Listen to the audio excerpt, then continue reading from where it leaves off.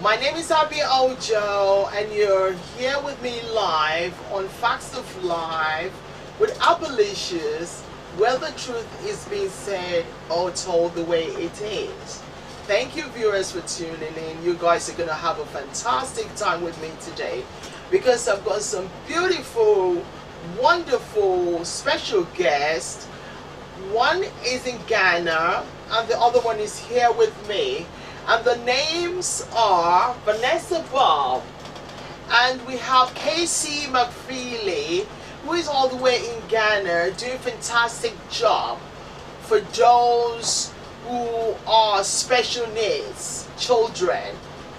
Now, today's topic, because we will be celebrating Children's Day, it was on Sunday, but then I decided, you know what, we're going to continue it with the special needs children as well.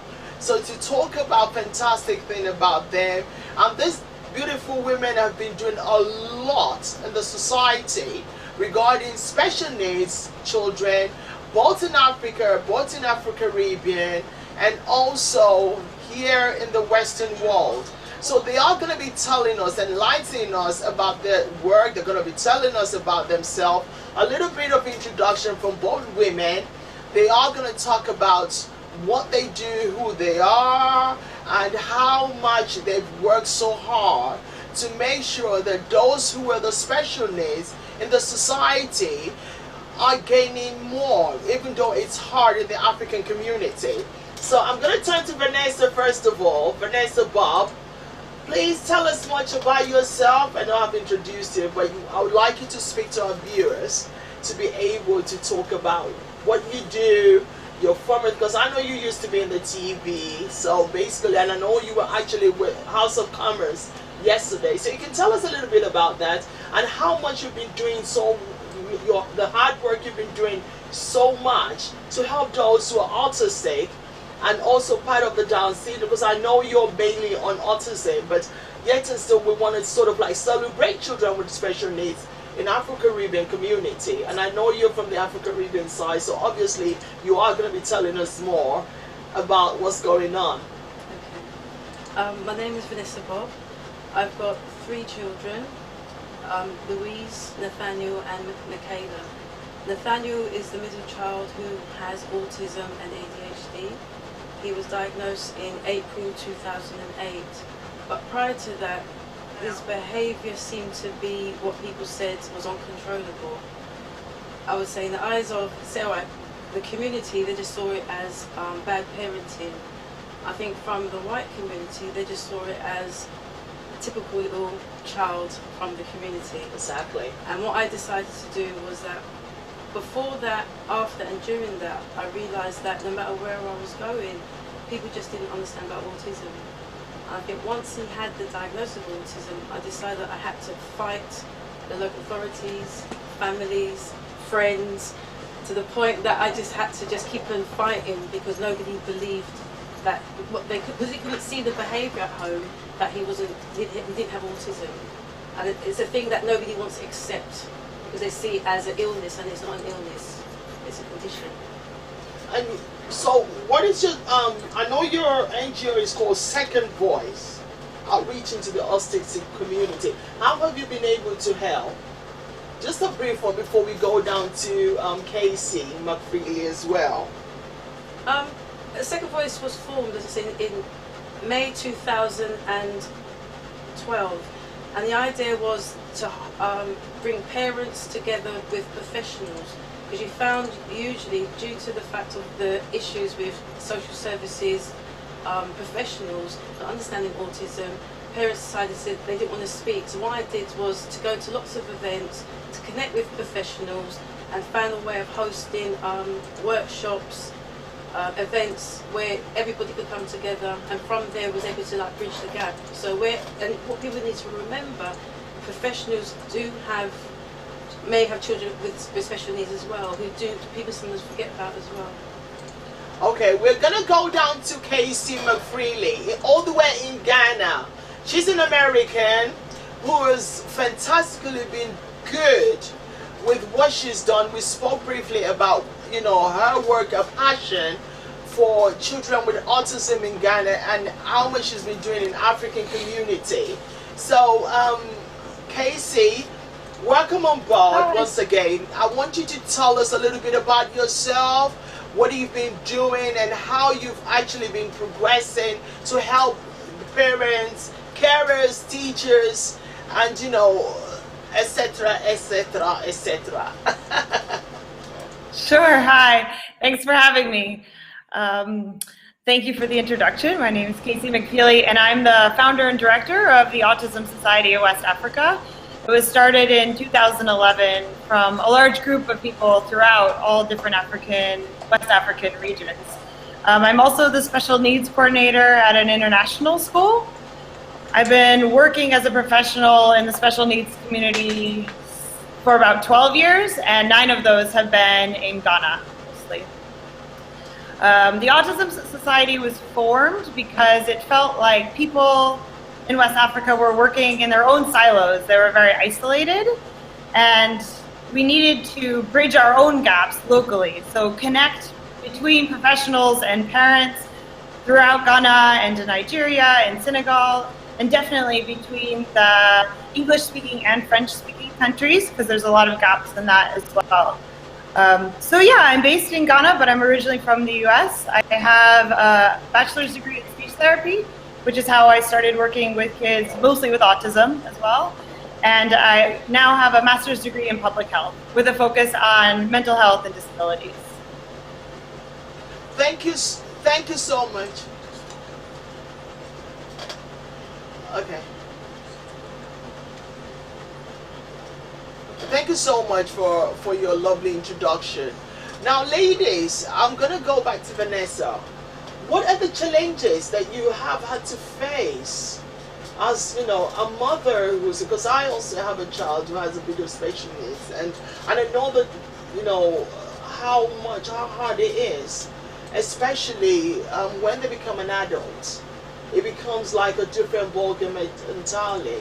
So I need for you to tell me more about how much you've had to deal with the situation. How have you been coping? Other parents in the society, what do you find? Are you able to connect with them, emotionally, mentally? What is the government doing about it?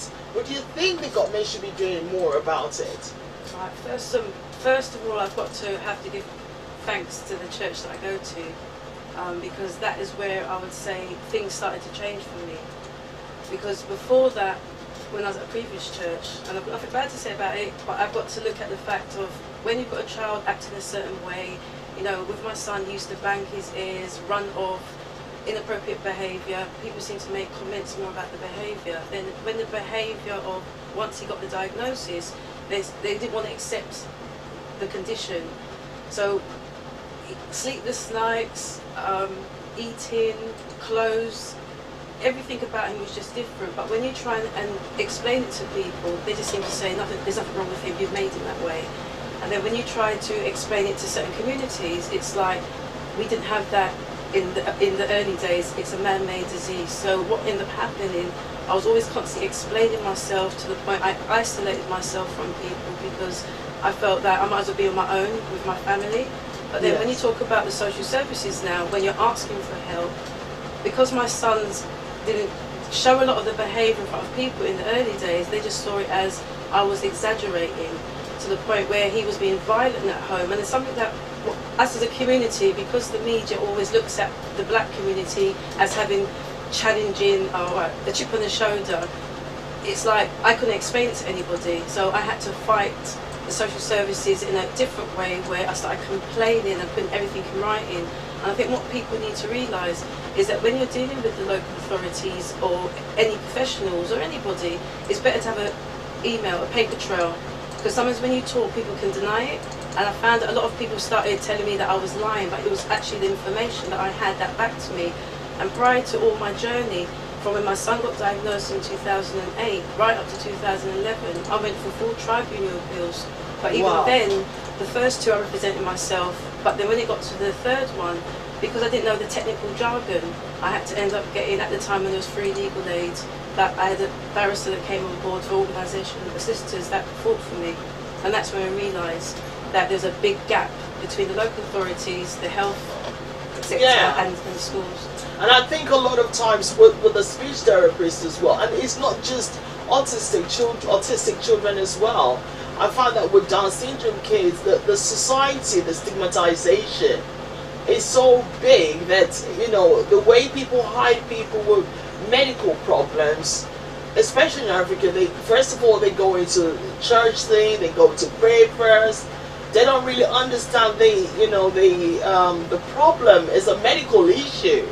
It's usually, first of all, we talk about the spirituality and stuff like that, but a lot of people don't understand the problem, that it's not something deliberately done. Casey, darling, I'm gonna go to you as well. I want you to also speak to the audience, the viewers, let them know what actually the passion that drove you into doing, into being who you are in the Ghana community, African community, basically fighting for a lot of awareness, educating people more regarding autism and also Down syndrome and other special needs problems that children are facing, some adults are also facing in the society that you're currently in at the moment. Sure. In Accra, the city, and we have far more resources than people do who live outside of the city. With that said, we still have very limited resources, and it's interesting, Vanessa, that you mentioned the church, because typically that's where parents will go when they first have a concern. Not only because there are lack of resources, but also because that's the community that they trust. And so actually we've been doing a lot of work with churches and houses of faith to try to educate them on kids with special needs, because typically they are that first contact point. When I came to Ghana in 2009, there was very few services, and the services that were on the ground had to fight a lot. And typically it's parents who put up that fight. And so I would say 90% of the special needs centers here are run by parents, because they on set know what their kids need and what would serve them the best. I would say in Ghana, the government doesn't do a lot to support kids. So it is very grassroots movement. And it is increasing. I mean, as more awareness happens, more families are feeling comfortable to come out. But certainly there is a great deal of stigma and all sorts of effects that come from that. Have you finished, Casey? And do you find it frustrating for the parents as well? Do you find it very hard that people are not doing much to help those with special needs in Ghana and other African countries? Because I can speak of Nigeria. I remembered when I campaigned, I was like, I literally went all by myself to do the campaign on human rights, violation rights of the disabled people in Nigeria. And I have some, passionate people as well who have been doing fantastic, great job pertaining to autism and, Down syndrome in Nigeria. But the frustration is that the way they're being treated in Africa is quite appalling in the African community. So how are you finding that, this has been challenging for you with the parents? Parents are definitely frustrated, and they many times don't even have time to advocate for their kids and go talk to government officials because they have to raise their children.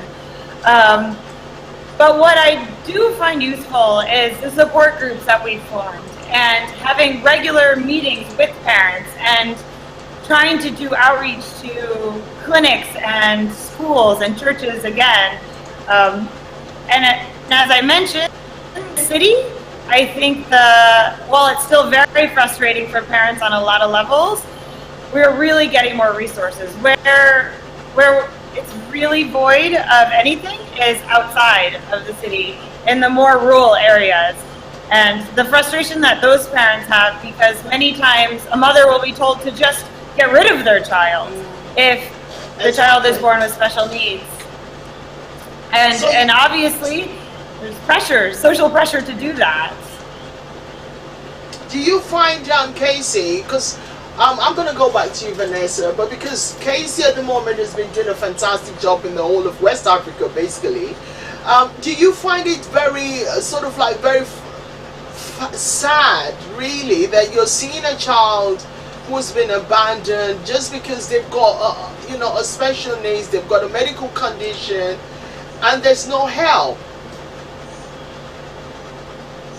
Of course, it's awful, and there's not really child agencies, social services here. As I said, the government does very little. So if a child is abandoned on the street, there isn't anywhere you can really take them to get help. There's a couple organizations that have come up that are schools for kids with disabilities, specifically kids living on the street, but the funding is very small for things like that, and it can only serve a small amount of kids. So it's awful. It's very sad. It's one reason that I continue to do what I do is because it's to try to prevent some of the sad stories from happening.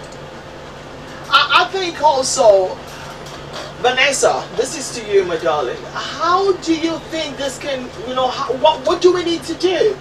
I know with the Jamaican community, let me put it this way, West Indian community, not just Jamaican alone, there is a lot of stigmatization as well. And, there's no help, like Casey said. So, what do you think? How can we help more? Because I know I did a lot of campaign in Nigeria. I did a lot of campaign here. I still do. But the frustration, although a lot of people are beginning to come out, accept the situation of their children or child, that this child has special needs and there's nothing for them to be ashamed of. They get a lot of help here in the Western world, but, how are we, those of us in the diaspora, are able to help those in Africa more? What do you think needs to be done more? Because I'm campaigning, we campaign. Autistic Day, which is April the 2nd, everybody comes out, people speak up, but the frustration, like Casey said, is that a little is being done. What do I think? Which is sad. So what do you because you were in the House of Commons yesterday, I want you to tell us more about, were you able to, I was meant to be there myself, but unfortunately I couldn't make it. So I want to know what do you feel, because I'm very passionate about this situation. Okay. So I want, to speak up. I would say the first thing, most of all, is when your child gets a diagnosis, don't be listening to your friends. Don't be following your friends or your families. Because most of the people that have come and told me that their children have got autism or any disability is they keep it to themselves. They come and ask for advice, but they're not, being honest within themselves. So people think I get paid for what I do. I don't. I do this voluntary. To me, I've got my own needs because I'm still fighting for my children. It's about us, everybody coming together. People are not coming together. Everybody seems to just want to do things on their own. I do know other advocates like Grace Alexander, who does Start and Initiative Children. Yeah, I know Grace as well. Then you've got Stella Sutherland, who's a young lady with, a daughter with autism, and she's based in Hackney, or is it Seven Sisters? And with her, she complains, it's like, we want to do more for the BME community, but nobody's coming out. And so what really upsets me is because I am one of the members of the National Forum for the National Autism Society, I can't speak for the National Society, but I can speak as a mother. Now, to me, it's annoying that in 2014, in July, they had a launch, and the launch basically was talking about how to outreach to the BME community. Now, at the time of the actual launch at the Houses of Commons, they had 200 people that came, and it was predominantly black people. When it came to the actual research and the consultation, out of the whole of the UK, we only had 130 people that came forward. No. So to me, when it comes to food, entertainment or parties, people all come out. But when it comes to an issue, when it comes to autism and anything to do with disabilities, people seem to go quiet. So there's no point coming to events saying you're supporting the cause, but then when it actually comes to when we need you there to be part of the parliament, you know, like with the House of Commons saying, exactly, we need the BMEs to come forward, people are not voting. So if you're not voting, how can you complain and come to me and say, we need this? Because a lot of us are coming out, giving our time, but people don't realise we need help as well for our children. So if we kept quiet, we're not the voice for the next community, the next generation. No, not at all. And the fact that you know, Casey, I'm gonna go back to you. You mentioned something about the little bit that the government in Ghana is doing. You know, same thing with the government in Nigeria. And other African community, African countries and Afro-Caribbean countries as well. I need for you to tell me one thing, please. How are you trying to get them to reason and understand how this is affecting, just because it's a little percentage of children and adults in the society that this affects, doesn't mean they cannot help them. So how are you trying so hard to make sure that they're doing right by the masses? Hello? Is Casey there? Yeah. Can you hear me? Yes. Yes. So there is a statistic that says that up to even 10% of Ghanaians have some form of disability. It's really high here. And so when you're talking about children with disabilities, actually there's a pretty high rate. Unfortunately, there's no data. So one of the things that the community here has done marches with various disabilities, and we go to some of the government doorstep. So the Capitol building with the kids with disabilities, so they can see. The hardest thing for us is that there are big politicians, very powerful people in society here who also have kids with disabilities, and they're hidden. And so one of the things we try to do is get some of those high-profile, high-powered politicians or celebrities, athletes, to come out with the fact that they have a kid with disabilities, to try to promote the normalcy that so many people do, that this affects so many people in our everyday society, more than anyone even realizes, I think. I think you're right as well, because the same thing happens in Nigeria. There's quite a lot of big people, politicians and, you know, rich people that do have children with disability, but they tend to hide them. And I think the sad thing is, Vanessa, because you are more out there here in the UK, and would you find that, you know, because I know some few people who are still in denial, who just, you know, pretend as if it's not happening, forget about it, and just concentrate and focus on the normal children. So how do you find, you know, how do you relate to people like that to make them understand there's nothing to be ashamed of?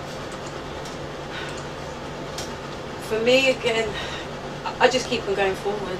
If I notice that a family don't want to come to me and say, well, you're okay. No, I'm not okay. My son is in residential school because the failures of people didn't want to help me. Because when he was there attacking his sister, they were blaming me. So what I had to do is put him in a safe place where now he's excelling. But on the flip coin of that is when I see people say, well, how did you get him in there? I had to fight. I had to give up my career. I had to give up people that, as I said, sometimes you've got to put your friends aside and your family because it's about the child's needs. And as I said, it's a thing of, you just got to keep fighting. And anybody picks up the phone and says, look, Vanessa, my son is having trouble, they get caught up in the criminal justice system. I won't say, I told you so. What I try and do is find the information to help them, because it is a thing of sometimes you have to be tough to like stand away, to be on your own. And to me, I found good people around me that has given me the strength. But as I said, if it wasn't for my faith, I don't think I would be where I am now. I think the faith thing comes in a lot as well, like you rightly said. But should we say that the faith itself is more than that's what made you accept the situation? or that's what gave you the strength, like you rightly said? Is that what made you accept the situation, or is that what made you realize, you know what, the strength you needed was through the faith, in the sense that, you know, you needed God to let you understand this is a genuine reality that you have to face? And is that what sort of made you understand that this situation is never going to go away? You're either going to have to live with it to understand the situation and help that child to know that, look, I love you regardless, irrespective of your needs, but you know, I've got to help you to grow in the society. I was an angry mother. 7 years ago, I was a very angry person. I had to like leave church, step back, revalue myself, revalue the people around me, because if you see your child is not progressing and people all around you keep on blaming you, you see a child who's not sleeping, not eating, wants to strip half naked, and people are coming in your home saying, control your child, and you're saying, but I have. And then when you're looking at professionals to help you, and they're still saying, no, it's you. So as I said, I had to step back, go out to events like how I met you, you know, go everywhere. And when we went, again, where are the black community? Where are the black leaders? Where are the BME, you know, where's the BME influential leaders? Because you can't say to me, you care, you know, the election is next week, but you want us to vote for you, but how can you vote for me? What's happening to the BME children who've got special needs? That's where I'm coming from. But when I say I represent all communities, but I'm quite concerned that if I go to my son's school, where you have a lot of black African-Caribbean children there, but when it comes to the actual open days, you don't see the black families.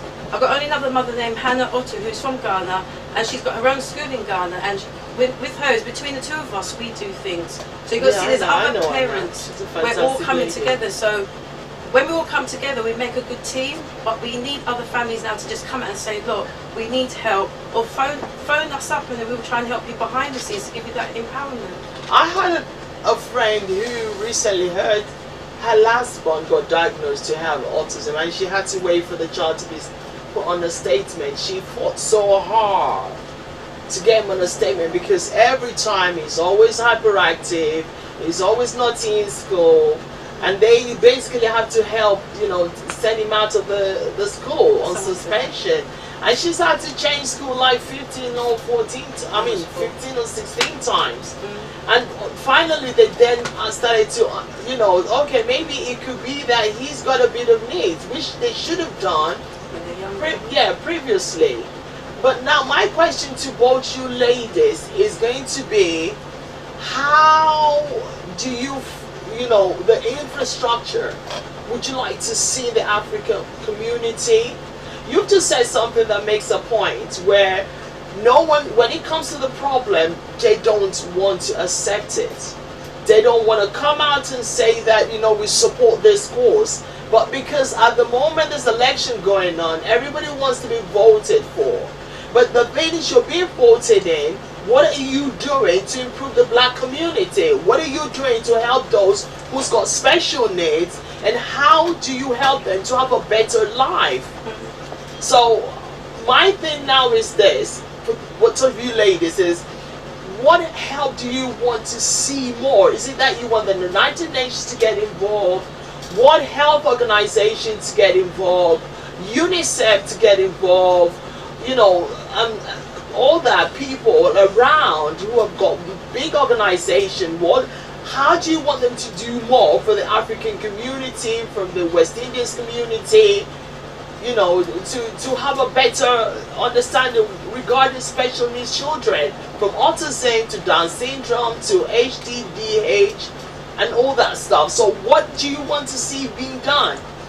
I personally feel that they need to include the grassroots organisations. They've got to go back to basics. They can't keep looking at the big organisations, because they're the ones that get all the money. But the smaller groups like all of us that are out there doing our things, we're dealing with grassroots, we're dealing with the families, we're dealing with, you know, like I said, I deal with families with children who've got brought up in prisons. But then the National Society weren't able to deal with that. They do have conferences, but it's not dealing with grassroots. It's more corporate, because it's the professionals that need to know how to deal with, you know, their clients. But for me, and a lot of the other mothers that I'm meeting, is we just all need to come together. We need to be able to just write letters, come together, but everybody seems to want to be doing things on their own.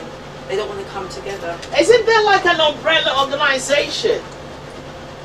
I set up an organisation on Facebook which was called United by Ministries, where, you know, people within the church community could come together, because again, it's very different when you've got the church community go into organisations, and when they want to talk about their, you know, their relationship with God, they can't do it. And then I've got friends who are in the Muslim community who again want to speak, but then if nobody wants to come together, everything is defragmented. So it's about us all coming together, put all our issues aside, come together, see what the problem is, then we go back into our communities. The Second Voice, I'm able to bring different communities together. Which Second Voice is your organization? Yeah. Which is Family Matters, and it's called Second Voice. So it's called Second Voice, Family Matters, and you've got all the wonderful people on board, and more of like trying to make sure that the Afro-Caribbean community is being helped more. Casey, I'm going to go to you and ask you the same question. I'm sure you've heard what Vanessa has said. So what would you like to be, because I know that with the African countries compared to, I know the West Indies as well have their own issues, but it is difficult more in the African community, I mean in African countries. So I want to know, what would you, I mean, how would you want the government to do more?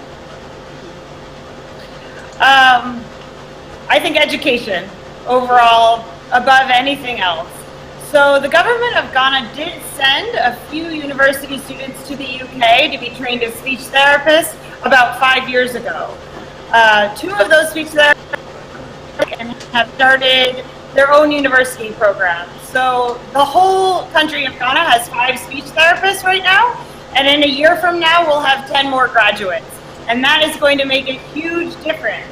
So just having access to the professionals that understand disabilities.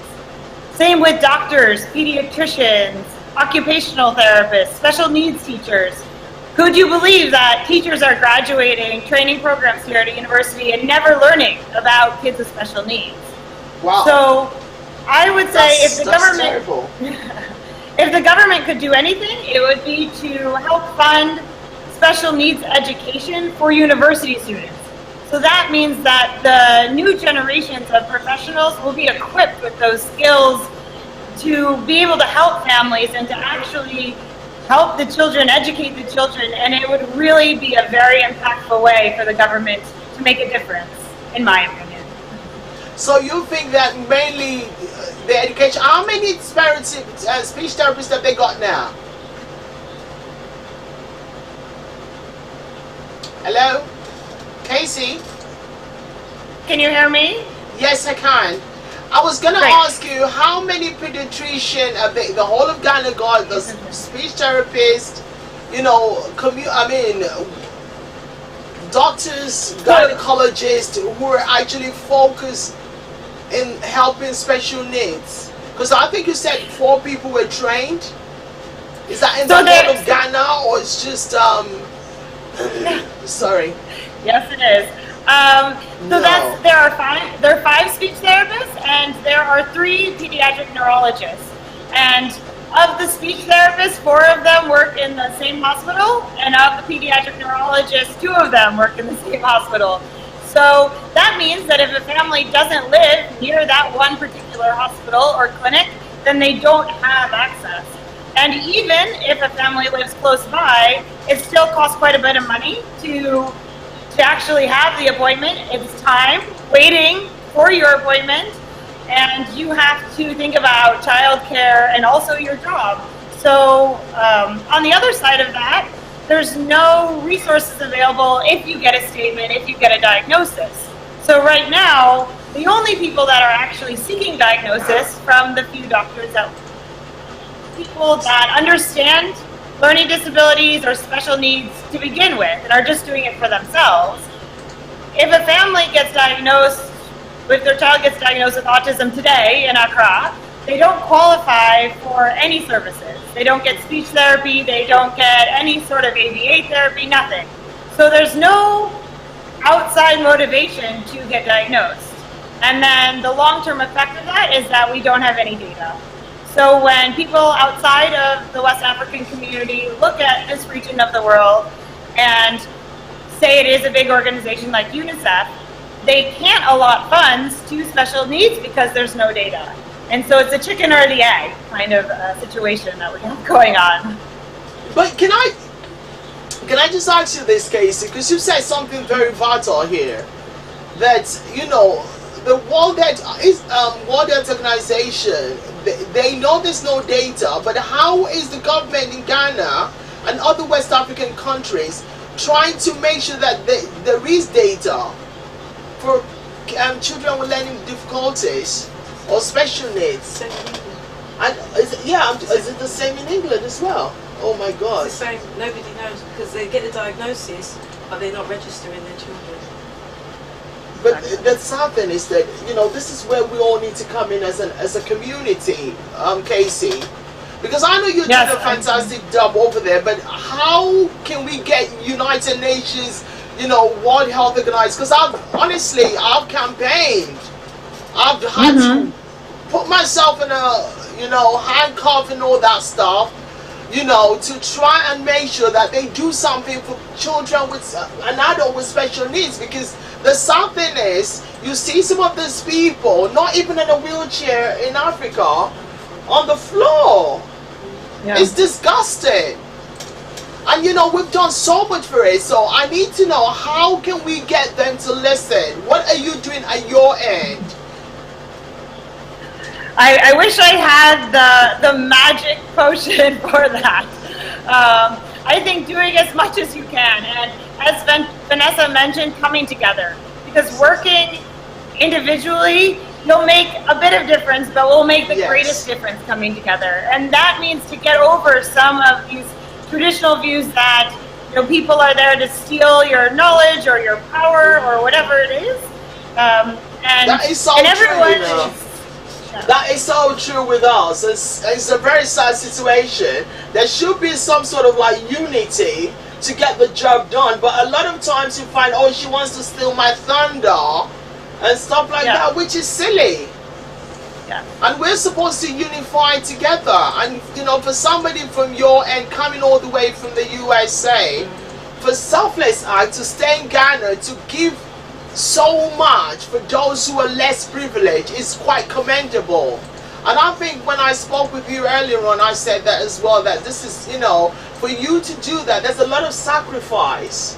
And until when you're on the other end, you don't really understand the pain that people go through.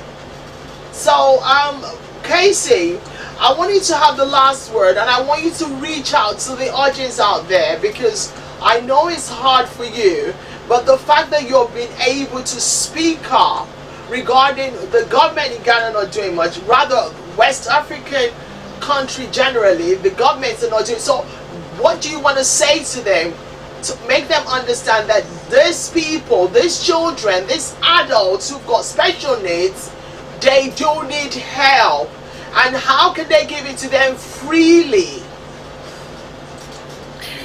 So I think the biggest thing I could say to everyone is that at any point in our lives, something could happen to you and you could lose your mobility. You could lose your eyesight, you could lose your hearing. We all could at some point in our lives, and probably will some point in our lives, require support and rely on other people. We start that way as babies and we end that way later in our lives. And so if you feel that special needs don't touch you personally, think about how you got to where you are. You had a mother, you had a father, you had a caregiver. You eventually will have someone taking care of you at the end of your life.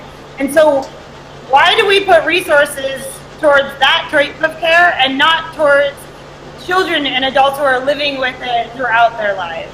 It touches everyone. Everyone is affected. And I think the more awareness we build, the more people feel like they know someone with special needs. And I think everyone should come out. Parents shouldn't feel afraid to say that they have a kid with special needs. Talk to people in your community. Reach out to as many people as you can, even if it's through the internet, through Facebook. Somehow get your story heard, because the more people who tell their story, the better we are together getting this done. and getting our kids supported as they need to be and included in the community. Kids with special needs shouldn't be isolated in special schools. They need to be integrated into regular schools. And that's on us to make sure that happens. And all of the support that needs to be put into place in order to make that happen is on the community as a whole. So I would urge parents to reach out as much as they can and let their voices be heard, just like Vanessa is doing. You know, thank you so much, Casey. You honestly, I just have to commend your good work. You have done a fantastic job over there, and I know that, you know, we will still be working together in the nearest future. You are going to be invited for another follow-up, because what I'm trying to do now is I've got quite a lot of people with NGO, both in Nigeria, both in Ghana, you know, South Africa, Ivory Coast, and Sierra Leone, Guinea, and all that, trying so hard to create this fantastic organization for people with special needs. And I believe that if we all unite together, we can get something done. Because it's about time that we let those people get their voices heard. Just because, like you rightly said also, Casey, she mentioned about disintegrating the, you know, people with special needs into normal school. I don't agree with that. Well, that's the thing. Some. It depends. Well, the thing is, I think when we educate the children and also adults about what the issues are, these medical health issues are. Depends on where the child is. Exactly. And also, because we need to understand that autism has about 5 various stages. Nobody knows, it's very wide. Exactly. So we talk about Asperger's syndrome, we have the level of high stage of autism, there is the middle autism, so it depends on what your child is being diagnosed with. But the sad thing, like you rightly said, you both said, is once they get diagnosed, that's it. Where's the help?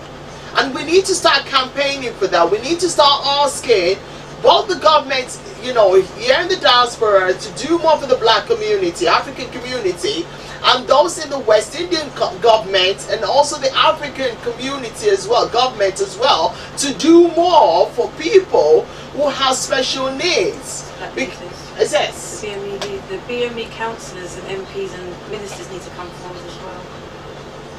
Yes, we need to make sure that we have the people with the BME community to come forward to talk about this. There's a campaign going on with, you know, at the moment. You want people to vote for you, but what are you guys doing to help the situation? What are you doing for people with special needs? So can you please tell us more about, you know, why we should vote for you?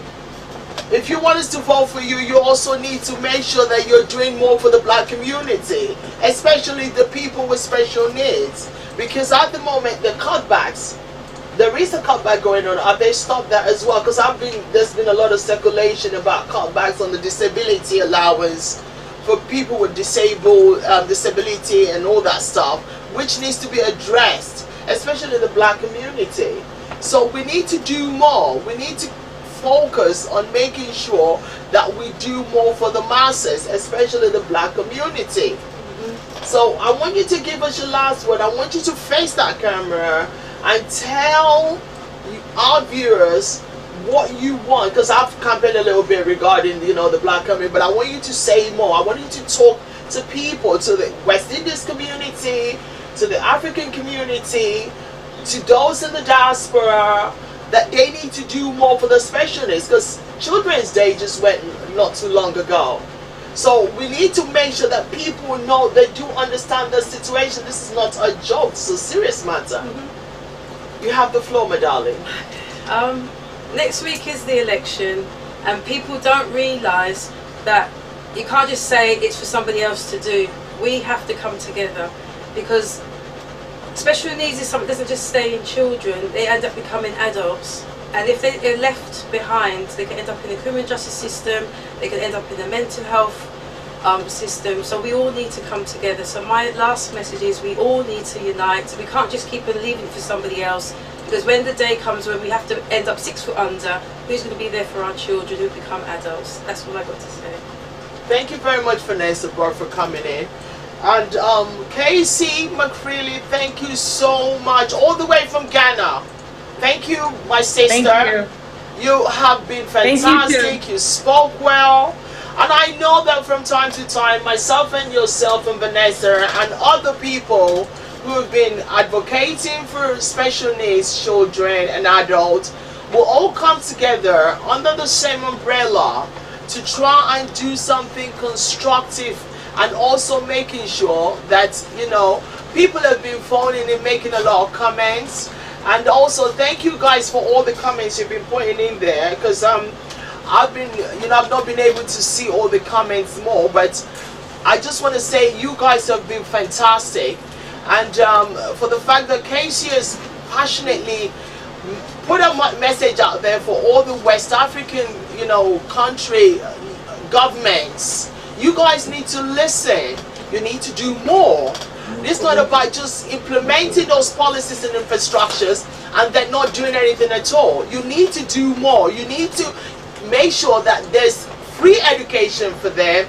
You need to create speech and language therapy community for them. You need to educate and create awareness for those who are less educated in the society, by going to villages, by going to, you know, little communities, creating the awareness that this issue of special needs, especially autism and, you know, Down syndrome among others, disabilities, these things are not human done. It is a medical condition, and we need to focus and do more to help those who have got it. If you've got a family member, if your neighbor's child has it, please do not segregate them, do not stigmatize them by making them feel as if they've done something wrong. It is very, very bad to judge anybody. Like Vanessa said, don't make them feel uncomfortable. Love those children like your kids.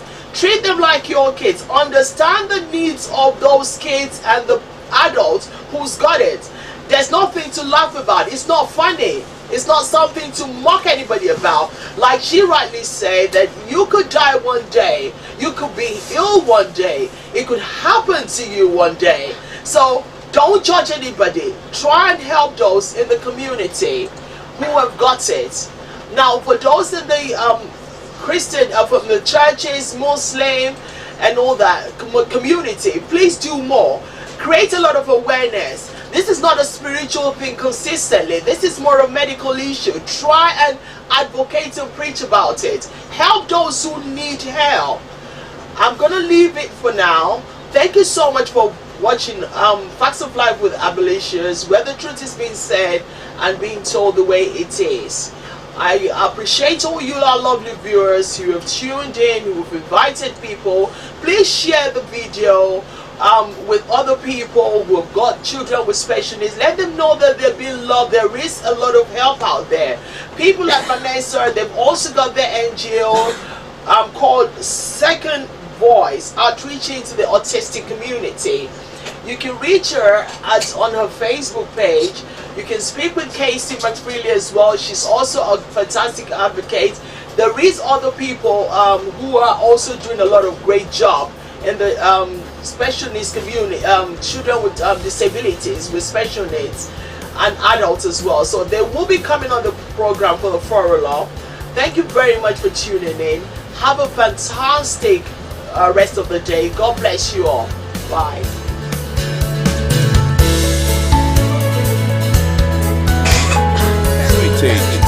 Television, promoting African culture and heritage at its best.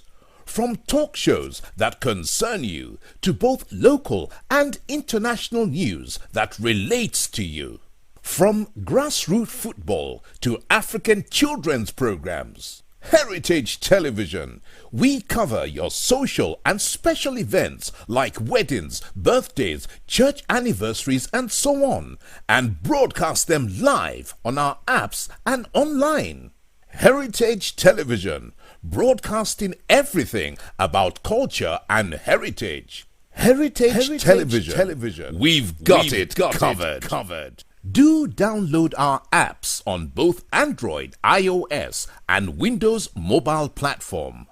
Heritage Television, your very own TV station.